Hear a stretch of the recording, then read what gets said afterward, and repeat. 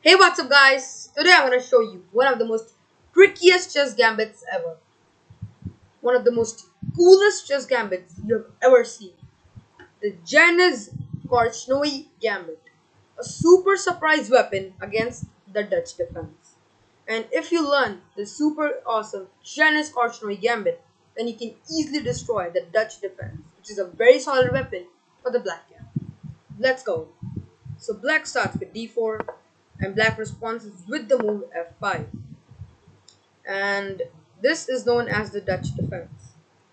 Here personally the main line is to play knight f3 or knight c3, and in some positions you can also play the move e4, which is known as a Staunton Gambit, a very strong weapon for white. I have made a video on the Staunton Gambit, actually two videos. There are two parts of the Staunton Gambit, and so you can watch that video. It's also very helpful. But let's aside the Staunton Gambit. In today's video, we are gonna see the Korchnoi Gambit, the Janzen-Korchnoi Gambit, which starts with a very cunning move, h3, and this is known as the Korchnoi attack.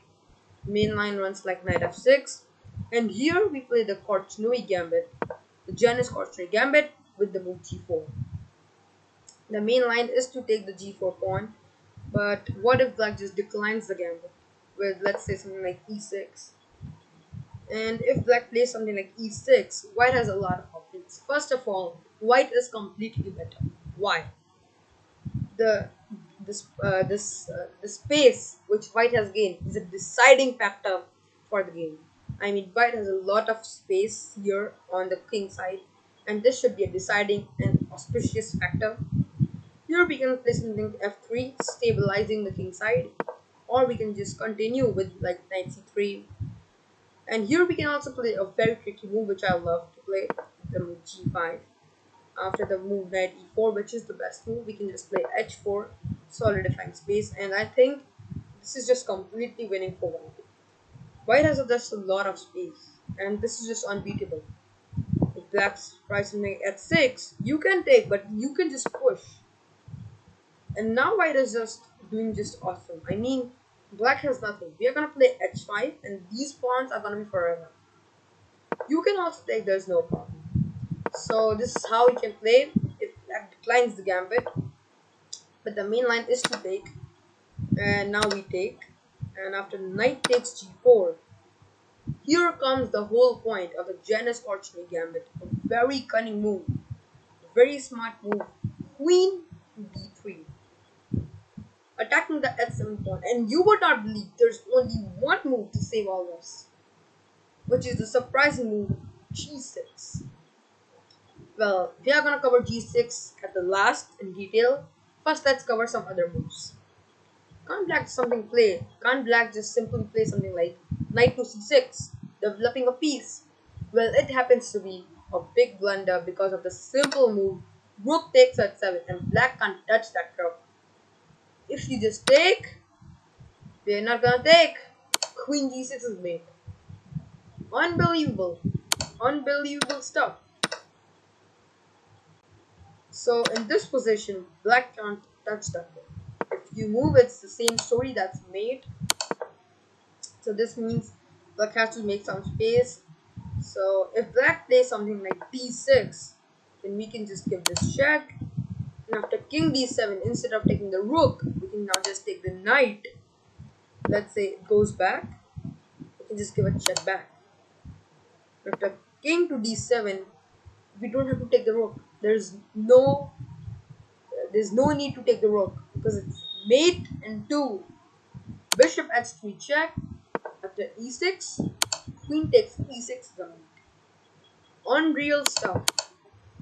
And this is how you can just destroy black when he plays the move 7. What about e6?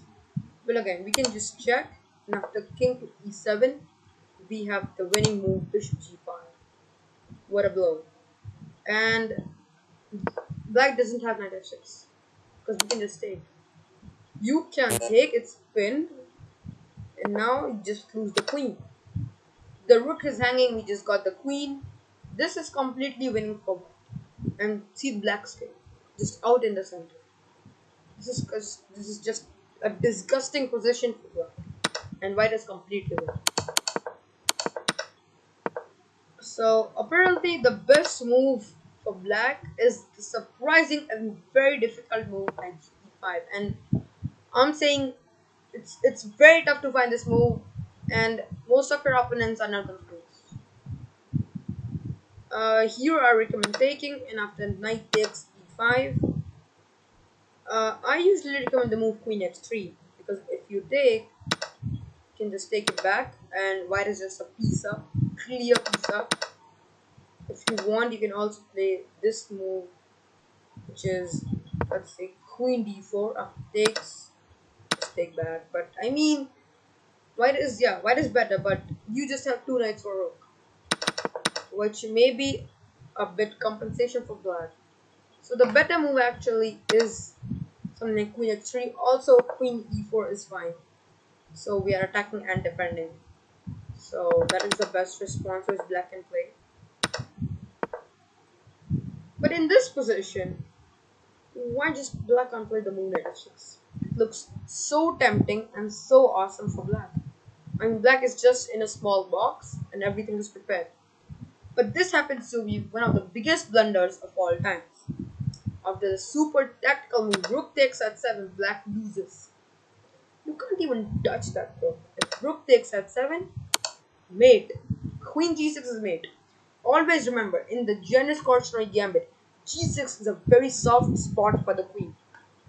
And you can actually just sack some pieces, just land your queen on g6, and probably it's gonna be mate.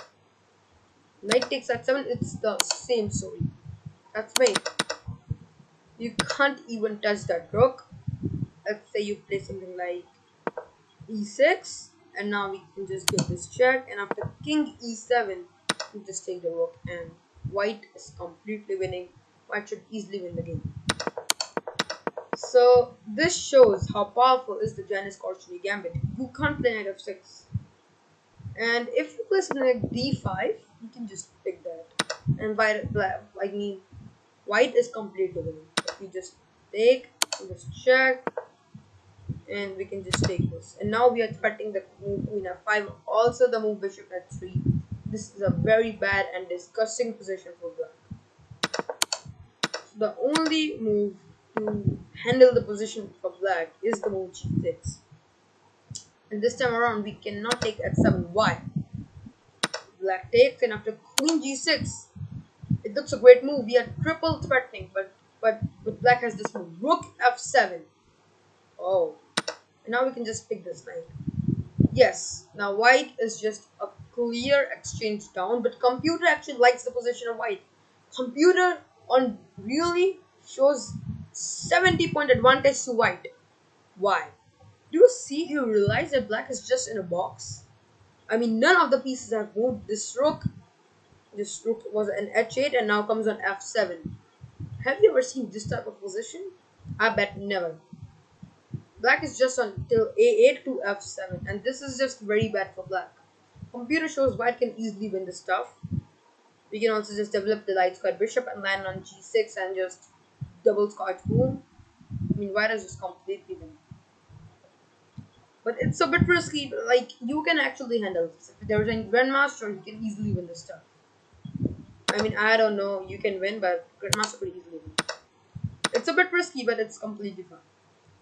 Or if you want, you can play very solidly and play something like knight c3. And after, let's say, d5, you can just play f3, pushing the knight. After knight to f6, just e4. And just for a pawn, white has got an ample of compensation. After takes, we have moves like e5 and d5, which is gonna help white. Also, let me tell you, in this position, knight to c3, if black tries the move bishop g7, black straight away loses in the simple tactical move rook takes at 7. Why? Well, the point is, after takes, after the move queen g6, this time the bishop blocks the rook to f7. That's why you have to play king f8, and now we just take. And white is just completely winning. We have moves like queen f5, threatening, like queen f5 just check and wins a full knight. The white is just completely winning this game. So always remember, bishop g7 is met by the super tactical move, rook takes f7.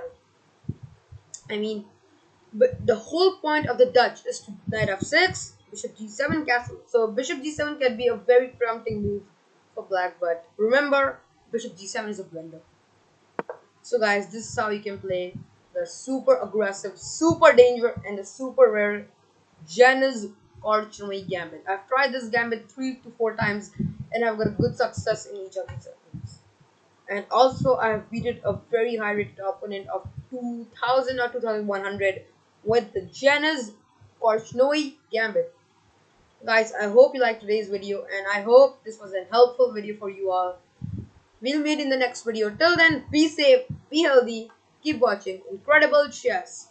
Peace out.